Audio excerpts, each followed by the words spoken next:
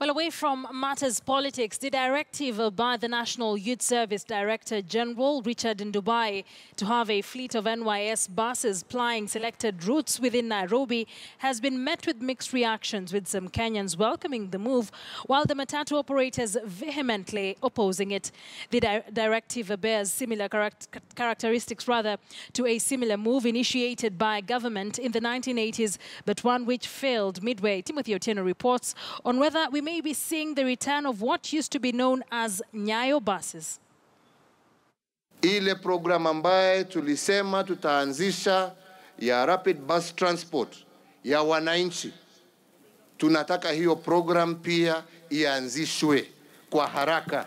This directive, in effect, placing 27 buses from the National Youth Service on Kenyan roads. The move apparently meant to alleviate the suffering of many city residents who often have to contend with hiked fare prices, especially when it rains. Ni vizuri wakileta hizo pia zitasaidia watu. As long as they provide those buses everywhere. I agree with that. But there is a group not in agreement. Paul Kairu has been working as a tout at the railways bus station for nearly 15 years now and says that adding more buses to Nairobi streets may not be the solution to the problem of hiked fares. Matatu shida yetu sisi ni barabara. Kama hii stage yetu ya railways imejaa mashimo, gari zetu zinafunjika, miguu hasikai, spring tunaweka kila mara.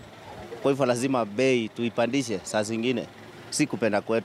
The National Youth Service buses are reminiscent of the 1980s Nyayo buses, which were launched by the government to compete with the Kenya bus services. The buses, which were also run by the National Youth Service, were commonly known as DAF and was popular among Nairobi's urban youth before the venture collapsed in 1995, mainly due to the emergence of the 14-seater Matatus. It is a thought which came late, although it would have come a long time ago. It's a brilliant idea, and I hope it is a sustainable solution for us. The re-emergence of this scheme had proposed a fixed rate amount of 50 shillings for commuters in 7 different regions in Nairobi, an amount that would be lowered even further. Following further plea from Wananchi, commuters will pay a flat rate of 20 shillings to the National Youth Service buses, the Director General would tweet.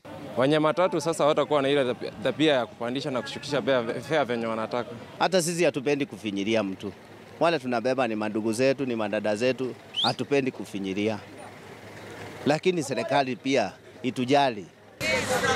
The Matatu Owners Association has rejected the move, insisting that the buses would flood the market and in return bring unnecessary competition to the transport sector that is still largely controlled by the private sector.